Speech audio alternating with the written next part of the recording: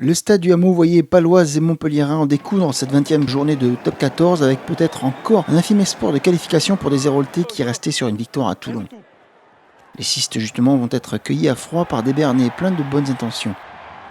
L'action est partie des 22 mètres, Armitage puis Mowen gagnent à tour de rôle de précieux mètres. Les soutiens sont bons et les balles vite éjectées des rucks. Après une intervention de Charlie Mallier, le centre Florian Nico feinte la passe pour passer les bras et servir idéalement son capitaine Julien Fumat. L'expérimenté ailier marque là le premier essai qui permet à sa section paloise de prendre le score à 5-0. On va revoir tout le bon travail d'un Stéphane Armitage qui sera comme toujours aussi important rayon grattage au sol. Bien que faisant partie de la liste de joueurs qui ont été annoncés sur le départ en fin de saison, Stéphane Armitage mais aussi Ben Mowen sont à l'avantage sur cette action et jouent le jeu pour le club périnin.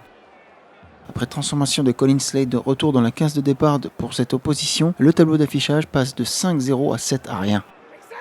Mais globalement, c'est bien Montpellier qui tient davantage la balle en mixant puissance au près et rapidité en écartant. On essaie aussi de multiplier les passes debout pour faire vivre le ballon avant que Jacques Duplessis ne décide d'y aller seul.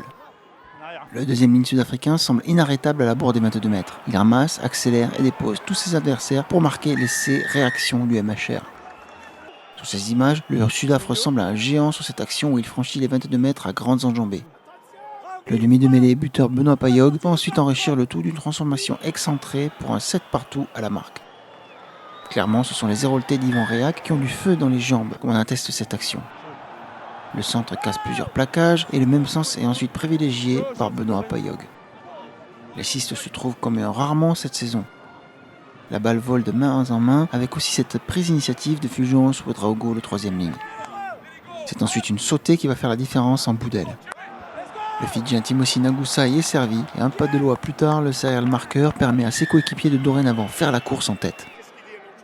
Pascal Gahuzer va dévalider après arbitrage vidéo et Benoît Payog continue sa prestation de sorte que les Cistes mènent 14-7. Les hommes de Verne Cotter semblent affamés. En moins de 13 minutes, ils vont le prouver en inscrivant un troisième essai. Et quoi de mieux que l'une des forces maison pour bâtir. Ce groupe pénétrant s'articule autour du sauteur Jacques Duplessis. Il est ensuite question de patience et de puissance. Bismarck Duplessis a récupéré la munition et le Maule avance dangereusement vers cette ligne d'essai qui lui tend les bras. C'est au final le fidèle Fulgence Ouedraogo qui s'en extire pour marquer en force au nez et à la barbe de Pierrick Gunter.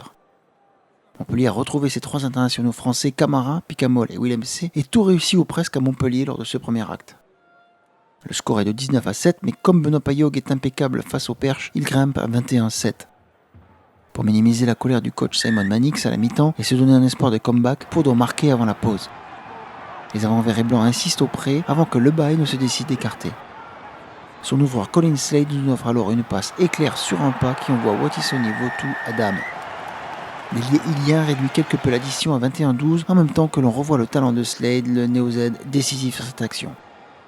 Le deuxième acte repart donc sur ce 21-12, mais très honnêtement, cela va davantage compiler faute de main, indiscipline et carton que les 5 essais proposés lors du premier acte.